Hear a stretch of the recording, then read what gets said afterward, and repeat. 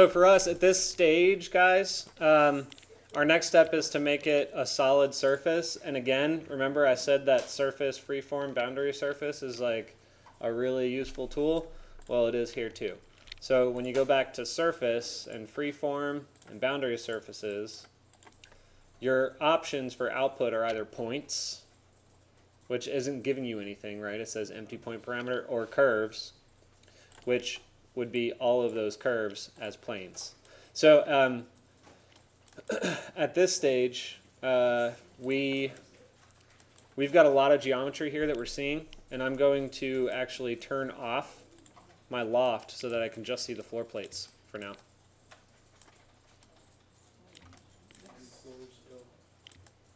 Okay, so that gives you kind of a sense of how the floor plates themselves will work.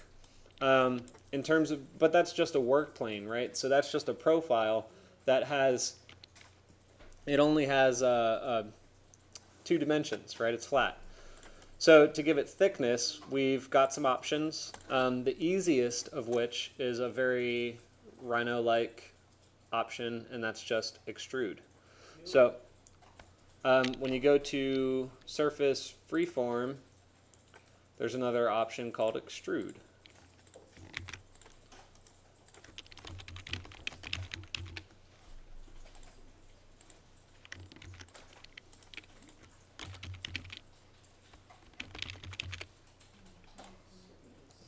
So this asks you for 2 things. It'll ask you for a direction, which is a vector, and it'll ask you for the base geometry. The direction has an orientation or an axis and magnitude. So back here, we actually had to give it the distance, right? So when you give it the direction and the distance at the same time, right, that's creating a vector. Direction and magnitude. So that's what we need to do. Our surfaces are going to go into extrude, into the base geometry of the extrude. And then we need, under vector, vector, another unit z.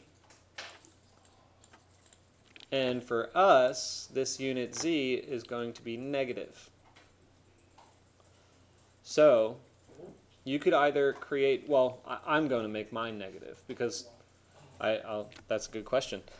So the reason I'm making mine negative is because I want the floor plate at the bottom to be exactly flush with whatever datum I'm setting as 0. Does that make sense? In some cases you might want to go up, but so I'll make this negative 1. Whoa, not that. Slider.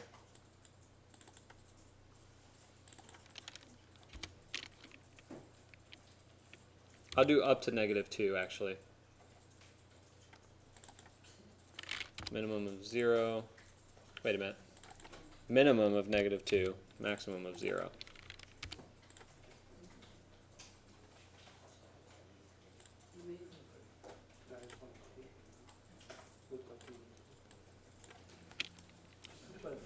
So this is what we arrive at. Each of our floor plates has thickness now.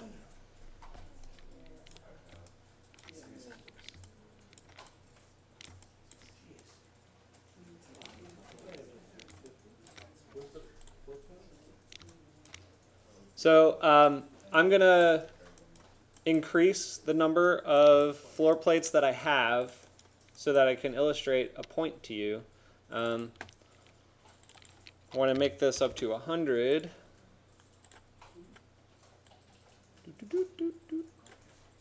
All the way up. So when I have all of my floors set, now these floor plates, rather than having to remodel any of them, they, when I rotate the original curve, will rotate with it. See?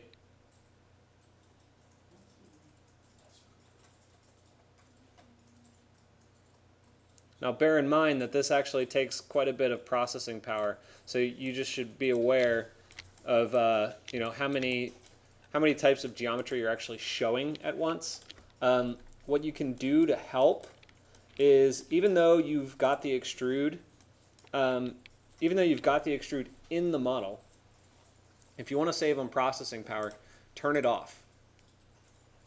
And if you're going to do some of those more malleable parametric features to kind of figure out what you want, then turn as much of it off as you can to get the idea, and then look at just your datum lines, and now it's going to move much faster. Okay? So it's just a little tip. You could even turn the surface off and just look at your curves, and that makes it faster still. Slightly. That one actually didn't really help much, but the extrusions did. Okay? So I'm going to bump this back down for now. Go back down to 20.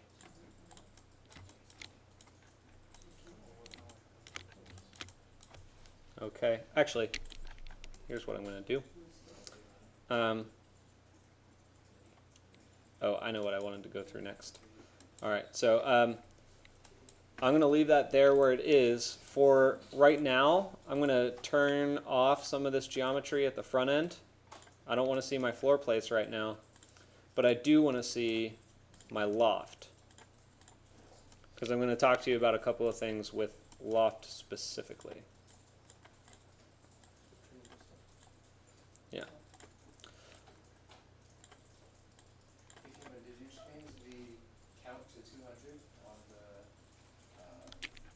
array, the linear array, or array linear? I just increased it until I maxed out. It doesn't really matter. I mean, I could have left it at 20 and done a spin. You just wouldn't have seen it as drastic of a spin. That's all. Okay, so organization-wise, right? Up in the top left corner, you have all of your geometry that created your lofted surface. So I'm going to group that. I'm going to call it loft skin. Down at the bottom, oops, the geometry that creates the floor plates.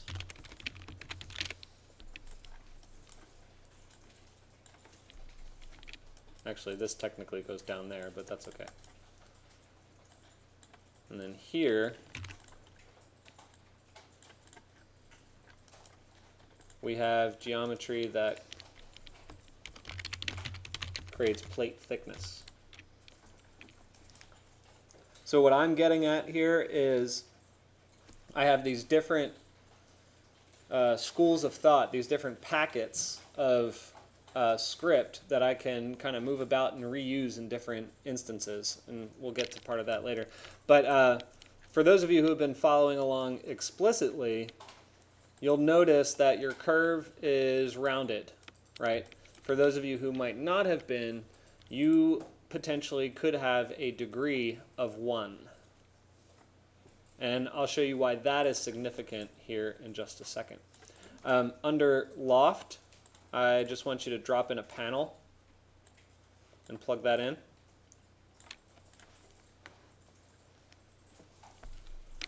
So when I have a lofted curve, a closed curve, it gives me one surface. When I change my degree, remember if I go to 3, it makes it less accurate to the points or more rounded. If I go back down to 1,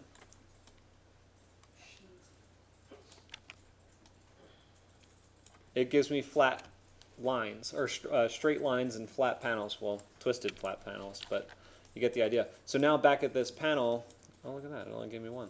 Oh, because it's a B rep, sorry. So drop in under surface, or you could just watch me, you don't have to drop this in. If you drop in the loft there and then you plug in faces, you then have all 4 individually trimmed surfaces.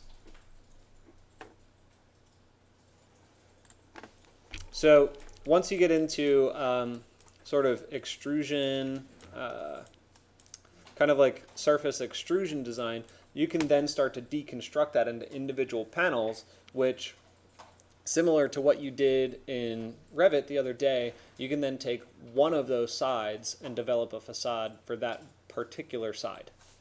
Make sense? So additionally, and I'm not going to go through this with you right now, but if you do have a smooth, rounded surface, you can subdivide that by either, creating geometry that you're then going to split, just like we did with our floor plates, or you can use a domain subdivide, which you're well acquainted with by now. You can use a domain subdivide, and you can do vertical domain only. Okay, so just giving you some conceptual understanding there. If you guys want me to walk you through it at some point, I will, but it'd be beating a dead horse at this point. Why? I said, wow. Oh. All right. So here is where I want to take this. And I just forgot where I want to take this. What was I doing? Oh yeah, box morph. Do I want to introduce box morph yet? No, that wasn't what I want to do. There was something before that. Okay, so at this point, right, we've got our lofted geometry, which gets subdivided into other surfaces. But before doing that, and let me just kind of slide this deconstruct brep out. Before doing that, if you were to go into Rhino and you want to override the subdivision, that's actually kind of a cool looking plan. It almost looks like, you guys remember Centipede? Human centipede? No. No. Get out.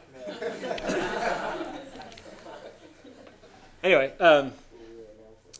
or Space Invaders, that's what I'm thinking of. It looks like a Space Invaders ship. All right, anyway, what I was getting at is, if you go back into Rhino, right, in your massing models, when we did our simple, rectilinear Boolean function subtractions, we can now do that with our loft, sort of. So under loft, I'd like you to go to, if you right-click on the O, and this is kind of a new feature. You guys aren't used to this yet, but some of these nodes will have specialized settings. And it's not as simple as like a Boolean toggle, so they actually have to put it in a menu. That's really hard for you to see from there. Pull it up as much as I can. So under the O of loft, and you go to loft options, you have some of the options that you would have in Rhino. So for us, I want to make this a closed loft.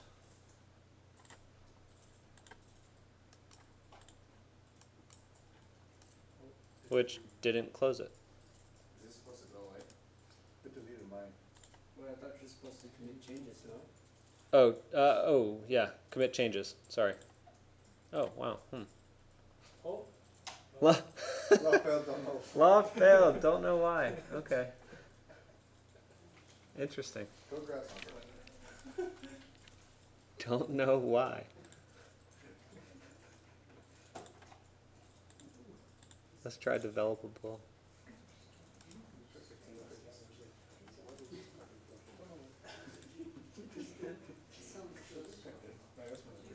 Oh wait, hold on.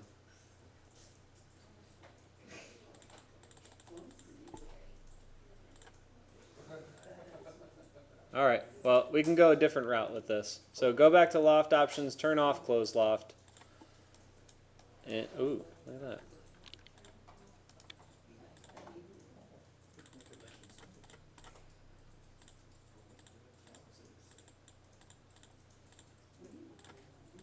Okay, so go back to all of your normal settings. It should look like this. Not closed, normal, none, and that won't matter. So rather than doing that, I think I'm going to create a brep off of creating surfaces on the top and bottom curves. So I'll do a param surface. I'm going to plug in the bottom curve, which is this. So now that's down the bottom there, you see it. And I'll plug in the rotated curve, which is this, I think. That's at the top.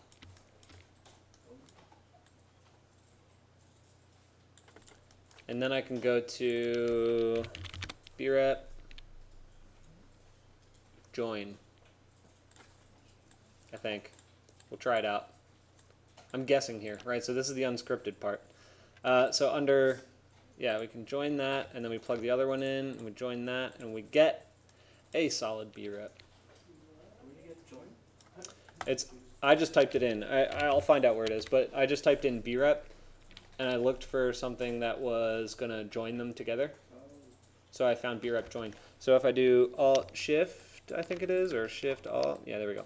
It's under Surface Utility.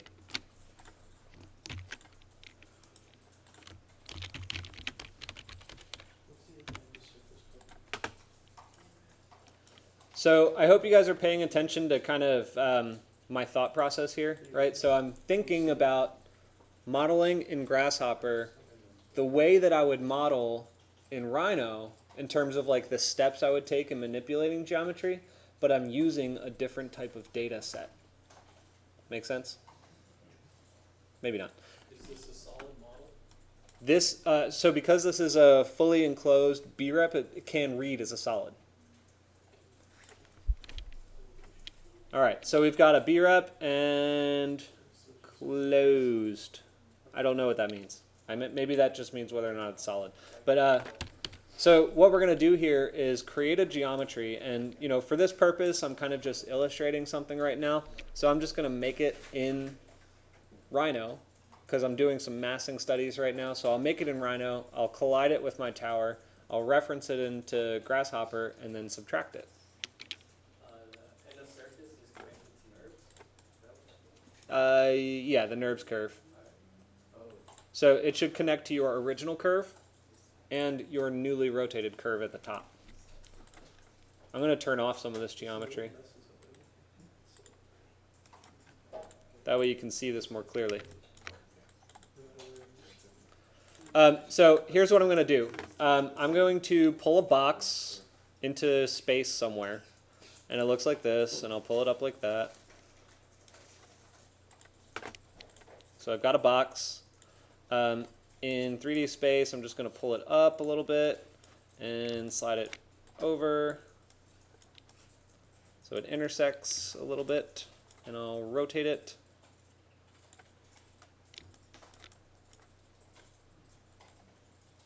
Down.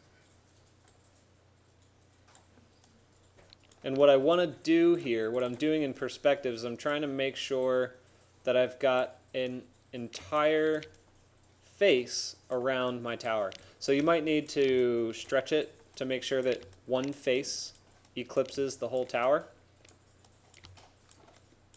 But it should all get encapsulated within the box that you're rotating. Is that clear enough? Clear enough direction? So I'm going to pause the video. Actually, I'll stop the video here since it's a long video. And make sure that you guys are getting to this point, and kind of clear up the surface thing here so that we do our intersect correct. Questions? All right, I'll be around.